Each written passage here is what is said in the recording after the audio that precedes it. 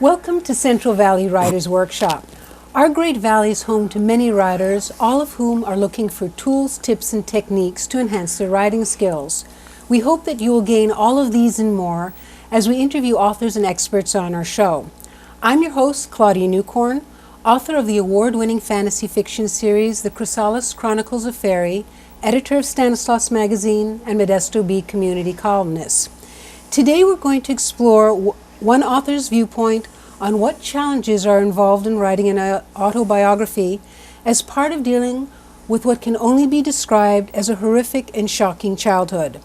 Joining me as our guest today is George Curtis, author of Tennessee Tears, which was subsequently made into a movie, Stolen Babies. George, thank you very much for being with us here today. Hello, Claudia. Good to be here. George, you've gone through an extraordinary life. I mean, your background is really what your autobiography is. Could you share a bit about your background? I'd be glad to, Claudia. The synopsis on Tennessee Tears is the following. Tennessee Tears is the unbelievable true story about an abused, crippled orphan boy named Brian, who searched 42 years for his biological family, only to discover, because of a 60-minute show with Mike Wallace, that he was one of the victims of the worst scandal in U.S. history. A scandal that was turned into a Lifetime cable movie called Stolen Babies that starred Mary Tyler Moore in an Emmy-winning performance. Brian found out that he was one of the kids from that scandal. You introduced me as George Curtis, which is my name. However, for 42 years, my adopted name was Brian Bupness. So you were Brian. I am Brian. George, can you tell us a bit about this scandal? What exactly was involved in it? Because obviously you did a lot of research and everything to discover it. Could you tell us a bit about that? A friend of mine, Karen Johnson, went to high school with her, Davis High School. Her parents saw an article in the Modesto Bee about this 60-minute show that was dealt with this adoption scandal in Memphis, Tennessee, where I've been born. So she videotaped it. I went over and watched it, and that's how I was able to get my original birth certificate. Most of the time, when people ask, after I give them the synopsis on the book, the first thing out of their mouth is, "Did you find your family?" And so I prefer to keep that kind of like a mystery. Yeah. So it doesn't take away from the suspense. You know, you got to have a little suspense in there. So anything that, any other questions, you know, that's great. So. Okay, but when you say stolen babies, what, I mean, what exactly was involved? Were children being just stolen from orphanages? There was a woman by the name of Georgia Tann. She had no experience whatsoever in taking care of children. She was a spinster, wound up being a spinster. Georgia Tann started a Christmas program to find orphans homes. And it went over so well that somewhere in her twisted mind, instead of just doing it altruistically, she started selling the babies. Actually selling the children? Actually selling the babies. Now, the way that she was able to get the children, this is going to stagger a lot of people when they hear this. There are over 5,000 of us. 5,000 children that were sold? Over 5,000, yes. Oh my Lord. Joan Crawford's daughter, Christina, who wrote Mommy Dearest, she was one. Ric Flair, well-known professional wrestler, he's like the modern-day Gorgeous George, he was one. Pam Powell, Dick Powell and June Allison's daughter Pamela was one of us. And the list keeps building and building. So what she'd do is she would advertise throughout the southern states, come to Memphis, we'll pay for everything and send you back home. But what was happening is the mothers were going to Memphis and being told their babies had died at birth. So while the mothers were still under the effects of anesthesia, they were asked to sign the burial papers for the children, and in reality, they were surrender papers. Unbelievable, sir. There was a judge involved. I know. It's awesome. And that's why I wrote my book, because it's just a hell of a story. Well, oops. Oops. Creative. But you lead very nicely to my next question. I mean, you went through some extraordinary, is an understatement. What motivates you to take this and write it, turn it into a book? Because as an author, you know you're having to take all these experiences, distill them down, and present them in a book form about something that is, as you say, a scandal and then more. It was a winner. as soon as I put the pieces together in my life, it was like the lights went on. When I was a little boy, I was sitting, nice day, everybody was out playing. I was sitting in my room writing thousands and thousands of times, I am a bad boy. And until the change in my life, which was finding my family nearly 20 years ago, I was a bad boy. Well, you were an abused child, though, also, I understand from your write-ups. Very much so. So, while I was sitting there writing, it came, just something grabbed my spirit. And I knew there was something big in my future, and I couldn't figure it out. Okay? But then I found my family, and that's when I figured things out. And when I put the abused, crippled orphan boy in my mind, that's the classic. That's the all world dream, is to see that kid rise up, like we all want to see people rise up, yes, and become leaders. So that's why I did it. And so you take a book. Now you have all of these difficult experiences. Again, you shared with me that you were abused, you struggled with polio, you were, to use your expression, what we'd call today a problem child, as a byproduct of so many things. Can you talk about how you took all of these extensive experience?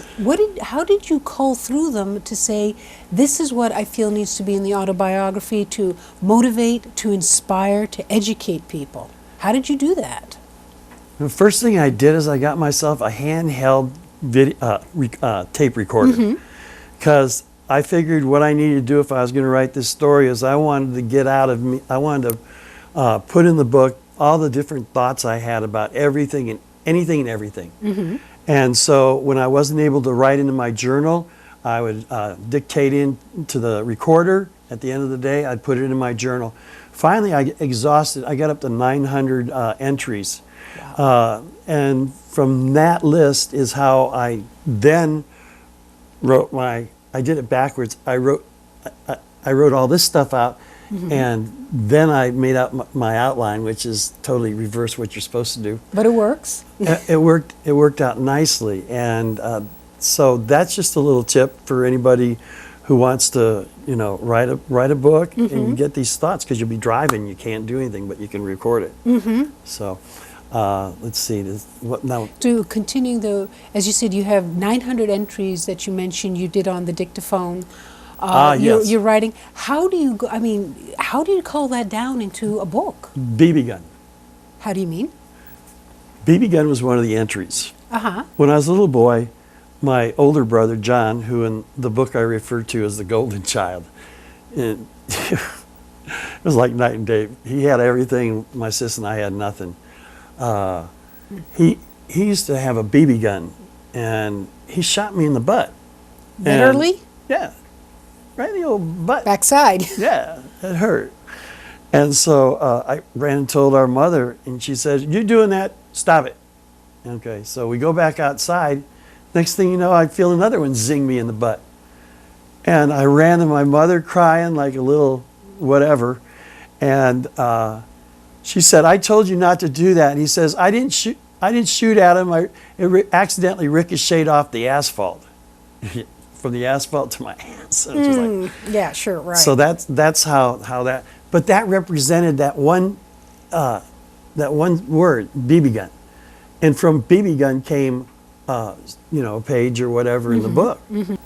George, you're taking all of these deep, intense experiences in your life. As you said, you have a remarkable memory. You're going back. You're digging up a lot of stuff. How did this all affect you emotionally? How did you deal with it or cope with it as you went through the process of writing the book? I was sitting at the Modesto B building when and Sherry Matthews, a very nice lady, was doing the interview. They put me in a private room, and Sherry was listening on the other end. So I placed the call. Modesto B paid for the call, and I talked to an uncle, and it was like Sherry's writing all this down, and after the conversation is over, Sherry came into the room, and she had this wad of Kleenex in her hand that was just soaked from her tears listening to what was going on, And I laughed at her. I said, "What's the matter?" Teasing Uh-huh. her. And she goes, "What are you?" She goes, "You're no better." And she went like this to the table in front of me, and there was a pool of my tears. Okay, but during that conversation, I experienced the same sensation as when I was born. Now, this might sound corny about No. being reborn, No. but it was ethereal. It was like that just the sweetest place you can imagine of comfort and security. So the emotions, I'm still, I don't, it's incredible. It's just totally incredible. And now to think people want to read my story, it's very vindicating for all the people that used to just say out there I was crazy, I'd never amount to anything. On them. So there, Yeah. and then some. And I hope that, people are down there where I was before. I hope they someday experience how great it is, because that was my dream. So my dream now is to make the book a #1 bestseller, and this year has been great. Next year, a lot of good things are going to be happening. But emotionally, my God, you talk about everything was just emotionally charged. You mentioned that Sherry was helping you at the Bee. Karen, a good friend of yours, helped you. If you are an advocate who addresses child abuse and other scandals. What advice do you have people who may be facing their own troubled backgrounds and researching maybe and learning more about themselves? Are there resources or areas that they can go to?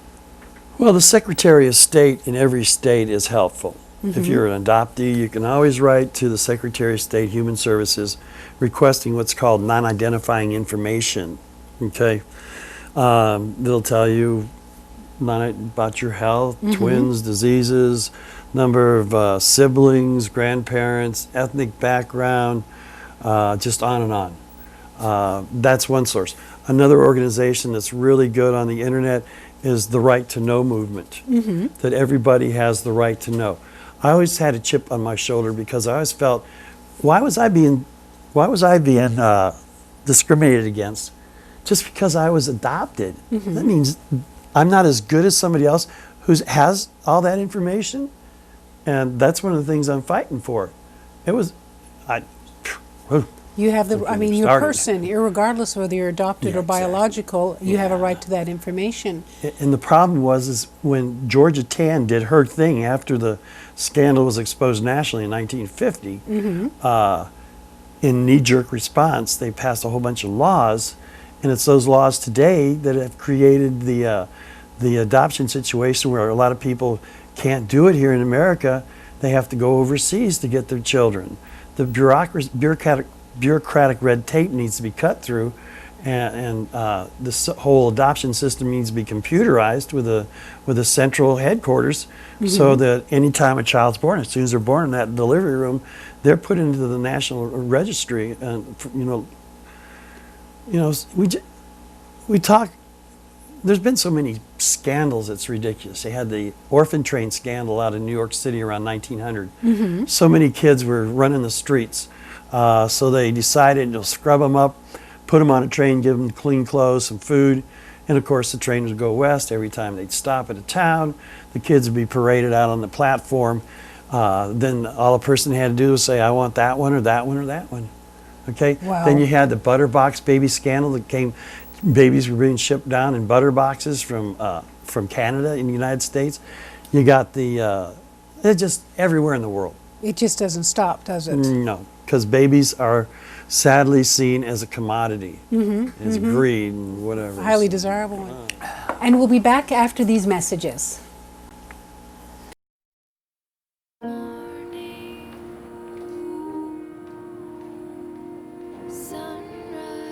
What if there was a way to heal someone? To have the power to stop someone from dying?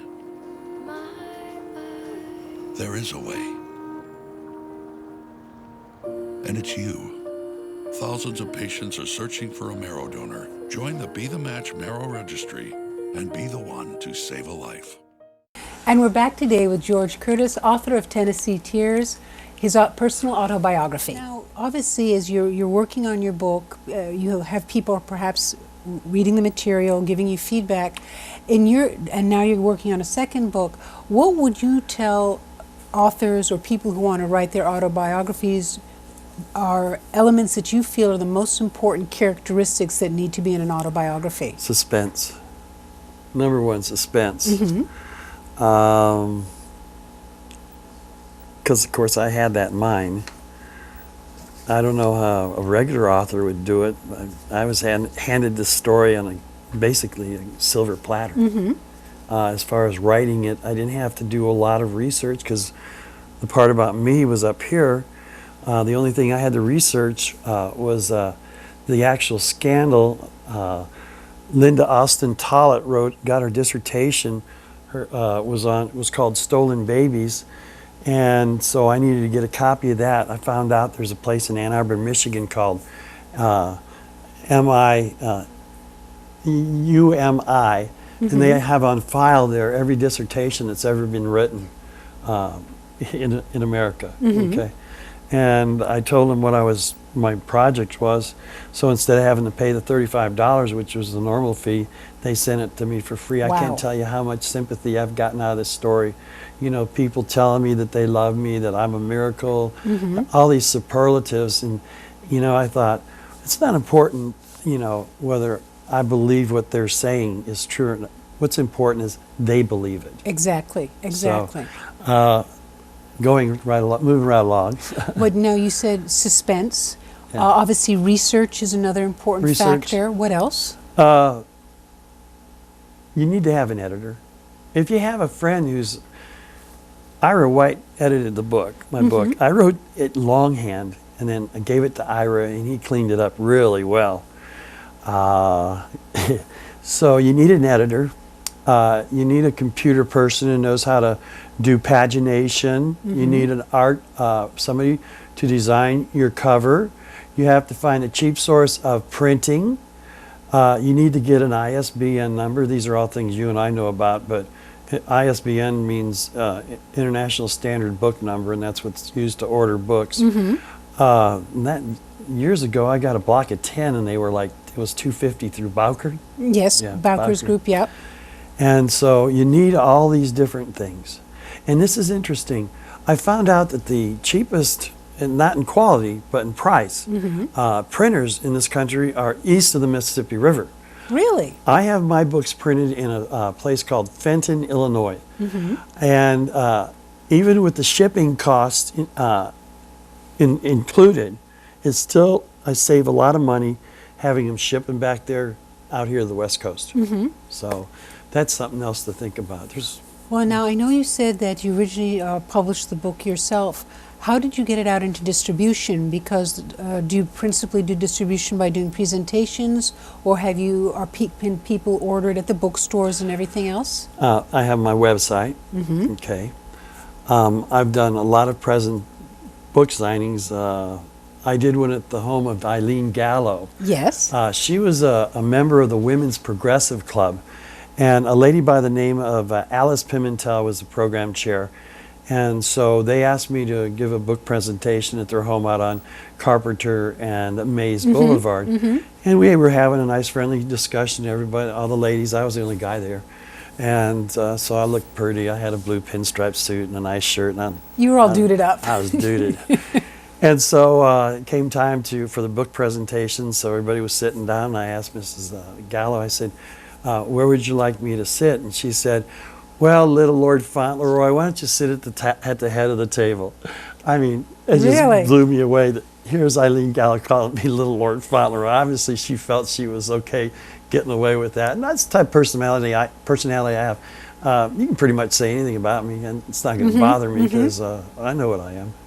Well, again, tying to your writing, one of the things I thought about is here you have what is an emotionally charged story. As you say, it's a type of story which makes people cry. It also uplifts them as they experience your discovery and tracking down your family. Stories like this kind of remind me of ice skating. If you don't skate correctly on your edge, you fall flat on your face. In the case of a story like this, it could become melodramatic and gushy.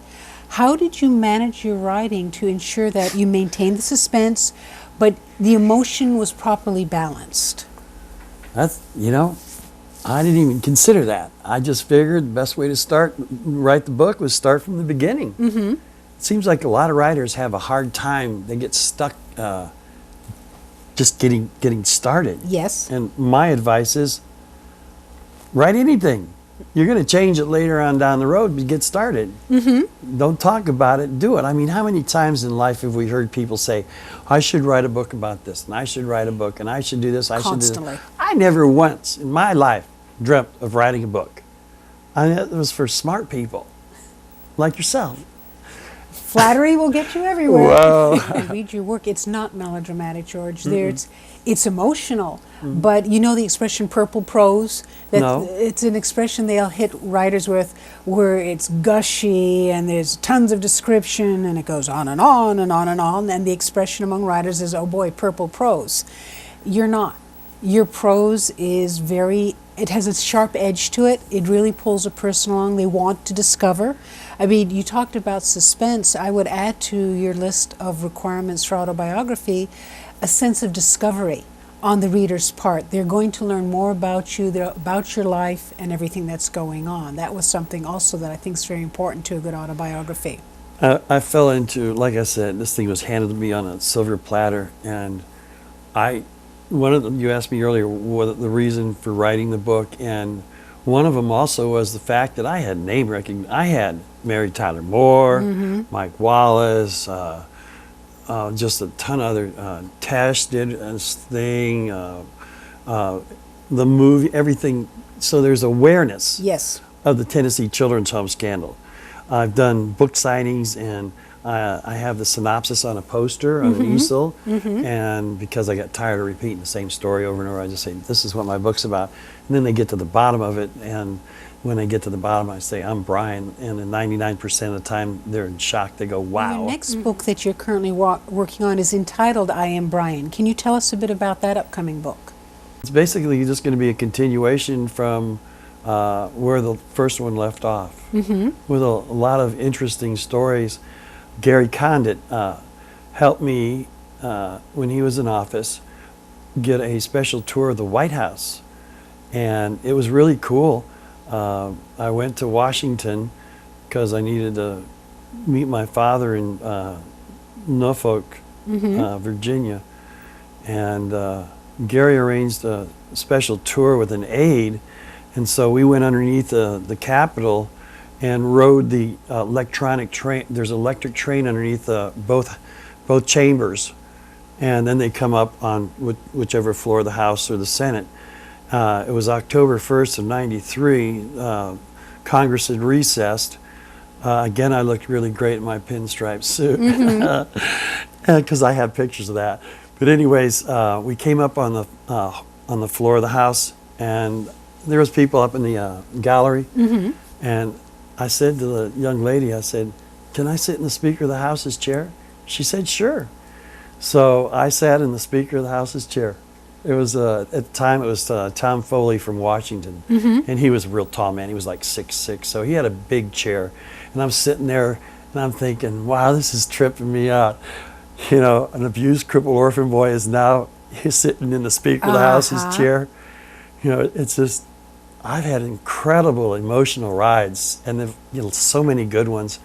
Can you give some more suggestions and pointers for our viewers as to things they should do or should watch out for when they're looking to publish or get involved? Why are they doing it is the most important thing. I had to. I had to. I had no choice. It was compelling. I was compelled to. Some people write just for their own good. Others write for their family history. Others write to make money off their book. You got to decide how far you want to take this thing. And if you have an outgoing personality, you're not afraid to get out and meet the public like you and I are. You need to be, if you're publishing that for monetary, you need to be able to get out there and put yourself in front of people and tell them your story. And So that's the most important thing I tell people. Don't give up. Even when you feel like quitting, don't give up. Well, I'm sure you found that rejection is part of the game, and you can't take it personally. You have to just overcome it, and as you say, don't give up. I was a chicken. You were a chicken? I was a chicken. Go away. In what way? I never submitted my book to any publisher. That's not being chicken. No, actually, they're very smart, because the pie's a lot bigger when you're the publisher. People don't realize that you typically, when an imprint or a publishing house publishes your book, you're lucky as the author to get, what, 20% maybe? Maybe. Maybe. Mm-hmm. Okay. Mm-hmm. Other than the printing that I pay for, and now that I just put an order in for 2,000, these books are going into the bookstores. I haven't been in any of the bookstores yet because my book didn't have the synopsis on the back. Mm-hmm. Now, when I'm out doing book signings, I'm there to tell I am the synopsis. Yes. So the book is now going to be ready, and I'll start going in various bookstores. I've spoken at state conventions for women's organizations. I'm lining up national conventions, either as a speaker. I'm signed up with speakers bureaus. They're all at the conventions, even if I can't be a speaker. I can still be a vendor out in the lobby where they have it for all the thousands of ladies there. There's so many possibilities once you have a book to market. It's incredible. So that's another thing I'd tell novice writers. Okay. Well, George, you're just inspiring, I think, to writers, to people who not necessarily want to become a professional author, but want to share their own autobiographical experience. Self-esteem is very important. Okay. Do not think, for anybody out there listening, that you're not good enough to write a book. You are. It's a good test of who you really are, whether you do it or not. Don't go through life regretting not having done it. Our thanks to George Curtis, author of the autobiography Tennessee Tears, and today's guest.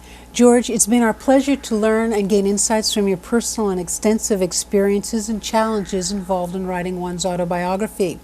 I'd like to invite you to pull the pineapple. It's becoming a joke among visiting authors where you pull that out and add your book to our growing number of authors who've been kind enough. C&H pure cane sugar from Hawaii. And sharing their books with us.